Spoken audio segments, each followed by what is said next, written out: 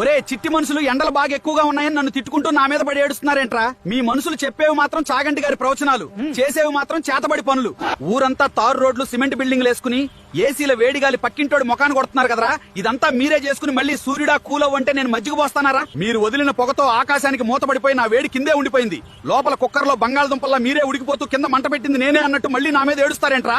అసలు ఎండ మీద పడకుండా కాపాడేది చెట్లు. సెంటర్ లో ఉన్న మర్రి చెట్లు, రోడ్డు పక్కన వేప చెట్లు అన్ని నరికేసి అద్దాల మేడలు కట్టారు. ఊరంతా అద్దాల మేడలు కడితే గుండు గోలీ సోడాల పొగలు కక్కకుండా ఇంకేమవు. మీ అందరికి ఒక మైండ్ దొబ్బే నిజం చెప్పనా? మీరు తెచ్చుకున్న ఈ ఎండలతో ఏసీలు, ఫ్రిడ్జ్ల కంపెనీలు వాళ్ళు 20,000 కోట్లు, ఐస్ క్రీమ్లు, కూల్ డ్రింక్స్ వాళ్ళు 25,000 కోట్లు దండుకుంటున్నారు.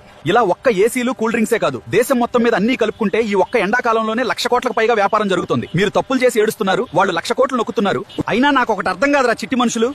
ప్రకృతిని నాశనం చేసి మీరు చేసే తప్పుల్ని క్యాష్ చేసుకుని ఇంకోటి బిజినెస్ పేరుతో మీ జేబులు కొల్లగొడుతున్నాడు. 10 రూపాయల మొక్కకి కక్కుర్తిపడి ఏసీలకి, కరెంటు బిల్లులకి వేలు తగలేస్తున్నారు. ఫ్రీగా వచ్చే గాలిని వదిలేసి ఈఎంఐ కట్టే మీ లాజిక్ తగలయ్యా. తరువాత నన్ను తిట్టడం ఎందుకురా? సరే మరి నాకు టైం అయింది. పక్క దేశాల వాళ్ళని కూడా ఉడకబెట్టాలి. ఆ 10 రూపాయల మొక్క నాటండి. వెళ్లే ముందు లైక్ కొట్టి షేర్ చేయండి. మన AI టాక్స్ కంటెంట్ లో దమ్ముంటేనే ఫాలో కొట్టండి. Download ShareChat.